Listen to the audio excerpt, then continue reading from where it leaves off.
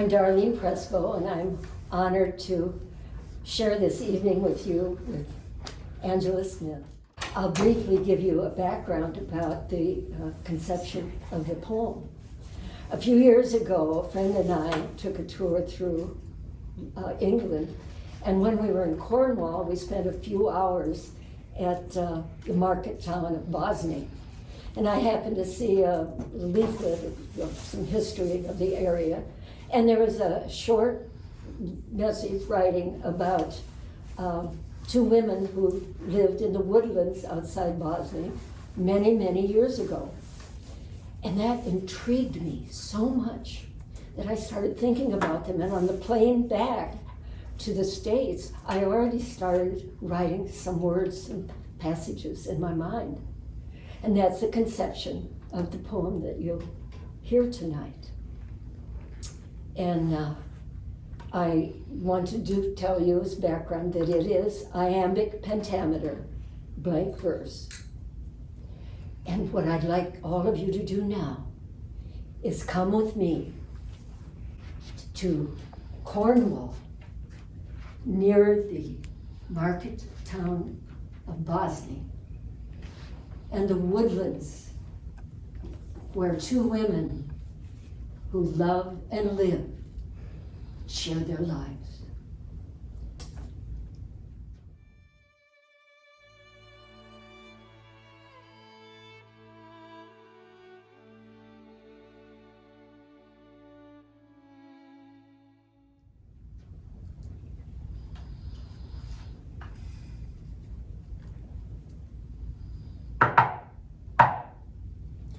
To Sergeant Penwith, Mum. Unlock the door. We heard there's someone poorly sick inside.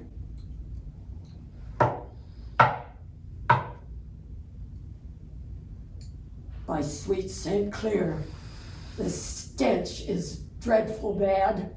Long since the lady's passed to her reward. What fever, ague, fester rot to take this blighted soul down to the shoals of death? If you won't answer that, then by St. Q, give us the body for the priest to bless. The weeping woman, crouched beside a bed, would not look up nor speak a single word.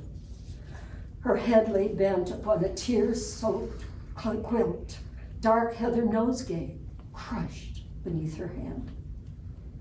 A somber crowd of folk from Glen and town stood gaping as the corpse was brought outside. Long wisps of graying hair concealed the face that in a cart the crumpled body lay. A grievous moan pierced all who lingered near. The wretched woman slumped into her chair and would not move from next the empty bed. The crowd and cart soon fled the gloomy glen. Gray lapwings, larks, and terns had ceased their song. The water splatting stream-bed stones grew mute. Not since the death of Nectan, Celtic saint, had nature shared such drear yet muffled grief. Ah, Jenny, sister of my anguished heart, why leave me now to seek out heaven's realm? I cannot bear this wondrous place alone without your banter and your loving touch. Recall you well that morn the carriage brought our trunks, valises, kettle, plates, and loom. We found the jumble by old Bosley's inn, and soon piled high a sturdy Cornish cart. A village man, face battered by the sea, was grudging guide from inn to cottage door. We traversed mossy rocks and brambled paths, wild forest splendor of St. Nectan's Glen.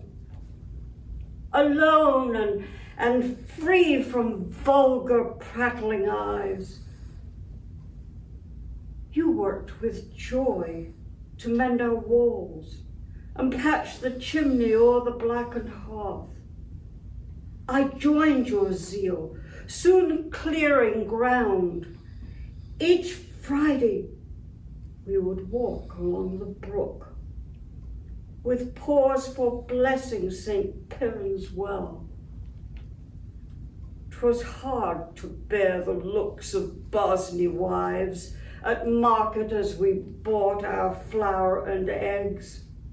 We knew that children, spying be their game, had heard us whisper nothings on the wind. They saw our nosegays for the fairy folk, so spread the tale, we danced a heathen tune. And yet no milk has curdled in the urns, no dire disease has stricken babies born. The ghost of Nectan, hermit wise and pure, was not disturbed by ladies of the Glen.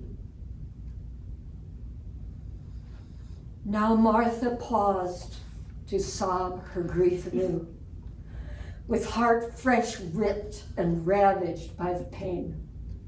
Her tongue was parched, her lips so dry and cracked, yet not a sip of water would she take. Nor would she move from chair beside the bed. No spoon of soup, no herb to give her strength. Slow crept the time till dawn gave way to dawn. 'Twas then, in fever, she began to speak. Dear Jenny, will you heed me from the grave? Your mind and my mind is wending down our fern-wet paths by ancient lichened walls of Celtic stone, those self-same paths which knights of Arthur trod. We stand above our mystic waterfall, its crashing torrents tumbling to the sea. Just here, St. Nectan blessed each night in turn on eve of questing for the Holy Grail. Here we embraced atop the rocks, a fierce felt blaze within our pulsing breasts. Our cottage bed holds secrets never told in reverence to the goddess of the night. How glad our laughter through the tangled woods, as freely did we honor toil and love. I sorely miss your wisdom, warm caress, your liquid velvet taste upon my tongue. Those sunshine spatters on the walls and floor. My eyes see dim, my body cannot feel. Oh, Jenny, precious love, my body cannot feel. Oh, Jenny, I hear you call. Hold out your hand to me.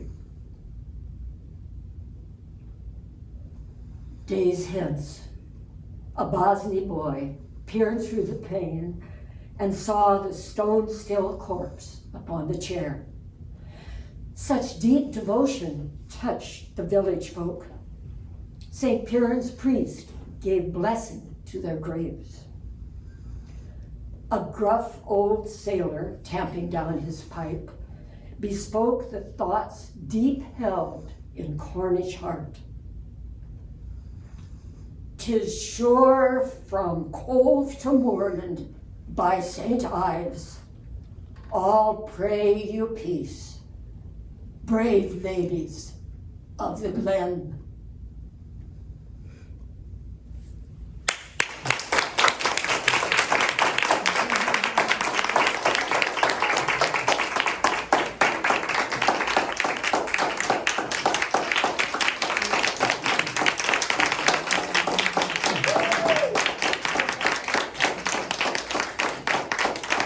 Thank you so much.